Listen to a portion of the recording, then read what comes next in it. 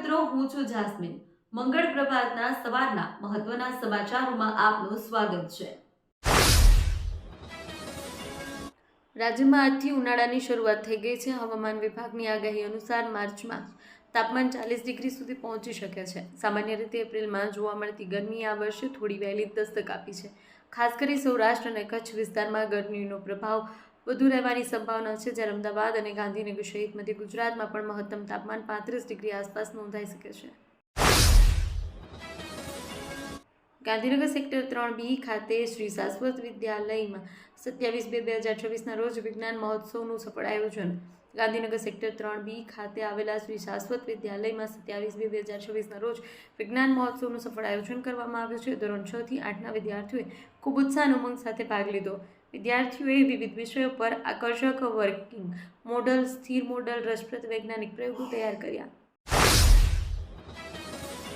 સિદ્ધપુર ગ્રામ્ય પંથક માટે 24.90 કરોડના રોડ રસ્તાના કામો મંજૂર. ધારાસભ્ય બલવંતસિંહ રાજપૂતના પ્રયાસોથી 12 નવા સભ્યો માટે જોબ નંબર ફાળવા. સિદ્ધપુર અને સરસ્વતી તાલુકાના ગ્રામ્ય વિસ્તારમાં પરિવહન સુવિધા સુદૃઢ બનાવવા માટે ₹24.90 કરોડના ખર્ચે નવા રોડ રસ્તાના કામોને વહીવટી મંજૂરી મળી છે. પૂર્વ કેબિનેટ મંત્રી અને સિદ્ધપુરના ધારાસભ્ય બલવંતસિંહ રાજપૂતના પ્રયાસોથી સરકારે આ ભંડોળ ફાળવ્યું છે. આગામી 3 અને 4 માર્ચના રોજ ઉજવનારા હોળી અને ધૂળેટીના પર્વને ધ્યાને રાખી મહેસાણા જિલ્લામાં ઇમરજન્સી સેવાઓ સજ્જ કરવામાં આવી છે. EMRI 108 સેવા દ્વારા કરવામાં આવેલા ડેટા વિશ્લેષણ મુજબ આ વર્ષે તહેવારના દિવસોમાં દરમિયાન સામાન્ય દિવસોની સરખામણી ઇમરજન્સી કેસોમાં નોંધપાત્ર ઉછાળો આવવાની શક્યતા વ્યક્ત કરવામાં આવી છે. મહેસાણા જિલ્લો રાજ્યમાં 1 જિલ્લાઓનો સમાવેશ છે. વડનગર તાલુકાના વડાસણા ગામે એસટી બસના ચાલકે ગફલતભરી રીતે બસ હંકારી 1 અઢી વર્ષના નિર્દોષ બાળકને જોરદાર ટક્કર મારતા ગંભીર અકસ્માત સર્જાયો છે. અકસ્માતમાં બાળકને માથાના ભાગે ફ્રેક્ચર સહિત શરીરે ગંભીર ઇજાઓ પહોંચતા હાલ તેને મહેસાણાની ખાનગી હોસ્પિટલમાં ICUમાં સારવાર હેઠળ રાખવામાં આવ્યો છે. ખેરાલુ તાલુકાના મોટી હેરવાણી ગામે પ્રેમ લગ્ન કરનાર એક પરિણીતને નજીવી બાબતે શારીરિક માનસિક ત્રાસ આપી માર મારવામાં આવતા ચકચાર મચી ગઈ છે. આ મામલે પીડિત મહિલાએ પોતાના પતિ અને સાસુ વિરુદ્ધ ખેરાલુ પોલીસ મથકે ફરિયાદ નોંધાવી કાયદેસરની કાર્યવાહી કરવા માંગ કરી છે.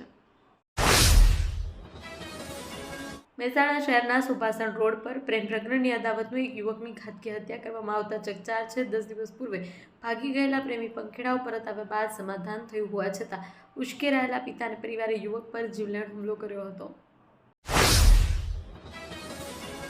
ઉનાળાની કાળઝાળ ગરમીથી શરૂઆત થતાં જ ઠંડા પીણા અને ખાસ કરી શેરડીના રસની માંગમાં જબરજસ્ત ઉછાળો જોવા મળેલો હતો. જ્યારે લોકોના આરોગ્યની જાળવણી માટે મહેસાણા મહાનગરપાલિકા દ્વારા આ વર્ષે શેરડીના કોલા સંચાલકો માટે નવા અને કડક નિયમોની અમલવારી કરવામાં આવી છે. શહેરમાં લોકોની સુખાકારી અને સ્વચ્છતા જળવાઈ રહે તે હેતુથી હવે દરેક સંચાલકે જ્યુસ બનાવતી વખતે હાથમાં મોજા, માથા પર ટોપી પહેરવી ફરજિયાત રહેશે. મહેસાણા શહેરના રાધનપુર રોડ પર સ્વસ્થ પરિવાર સુરક્ષિત સમાજના સંકલ્પ સાથે શારદા શક્તિ ફાઉન્ડેશન દ્વારા આયુષ્માન કાર્ડ વિતરણનો ભવ્ય કાર્યક્રમ યોજાયો હતો. કાર્યક્રમ અંતર્ગત 2000થી વધુ લાભાર્થીઓને વિનામૂલ્યે આયુષ્માન કાર્ડ એનાયત કરવામાં આવ્યા હતા, જેનાથી ગરીબ અને મધ્યમ વર્ગના પરિવારોમાં ખુશીનો માહોલ જોવા મળ્યો હતો. ગુજરાત પગપાળા યાત્રીઓની સેવામાં અલીણા ખાતે દૂધ, કોલ્ડ ડ્રિંક, ચા, બિસ્કિટ વિતરણ કેમ્પ.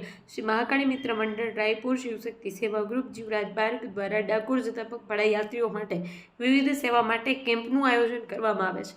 આ કેમ્પમાં શ્રી મહાકાળી મિત્ર મંડળ રાયપુરના વિપુલભાઈ, મનોજભાઈ અને શિવશક્તિ સેવા ગ્રુપના સંજયભાઈ, રાજુભાઈ તેમજ ગ્રુપના લોકો સેવા કેમ્પમાં કાર્યરત જોવા મળ્યા હતા. અખિલ ભારતીય પંચાંગ પરિષદ અને ગાયત્રી પ્રત્યક્ષ પંચાંગ દ્વારા આયોજિત સન્માન સમારોહ યોજાયો. સ્થળ શ્રી માળી કેળવણી મંડળ, ગોલ્ડન જ્યુબિલી હોલ, મહાલક્ષ્મી 4 રસ્તા, પાલડીયાજ. 2082ના ફાલ્ગુન મહિનામાં 12મા દિવસે શનિવાર શુભ પ્રસંગે ગાયત્રી પંચાંગ સુવર્ણ જયંતિની ભવ્ય ઉજવણી કરવામાં આવી રહી છે. કાર્યક્રમ અખિલ ભારતીય પંચાંગ પરિષદના નેજા હેઠળ યોજાયો. આ 2 દિવસીય કાર્યક્રમમાં ભારત અને વિદેશના 110થી વધુ કેલેન્ડર નિર્માતાઓ, કથાકારો, પંડિતો અને વેદાચાર્યો ભાગ લેશે.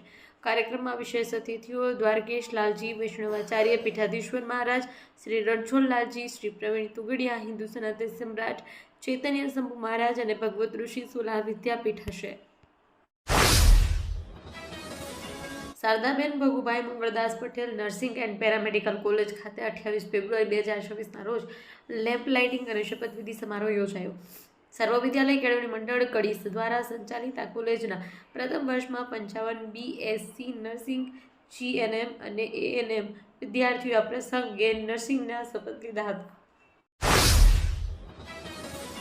હીરાનગરી અને ટેક્સટાઇલ હબ તરીકે જાણીતું સુરત શહેર આજે ફરી એકવાર મિની ભારતનો નજારો રહી ચૂક્યું છે.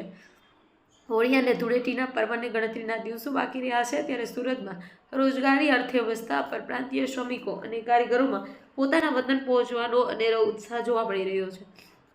ખાસ કરી ઉત્તર પ્રદેશ અને બિહાર તરફ જતા મુસાફરોની ભારે ભીડને ધ્યાને રાખી રેલવે તંત્ર દ્વારા અભૂતપૂર્વ વ્યવસ્થાઓ કરવામાં આવી રહી છે. સુરતના લાંચ પ્રકરણમાં 8 દિવસથી ફરાર આરોપી પરવાના ઉર્ફે ઇસ્માઇલ પઠાણે ધરપકડથી બચવા કોર્ટમાં આગોતરા જામીન અરજી કરી છે. બીજી તરફ સોશિયલ મીડિયા પર પરવાનગીથી કોંગ્રેસના ખેસ સાથેની તસવીરો વાયરલ થતાં રાજકીય ગરમાવો આવી ગયો છે.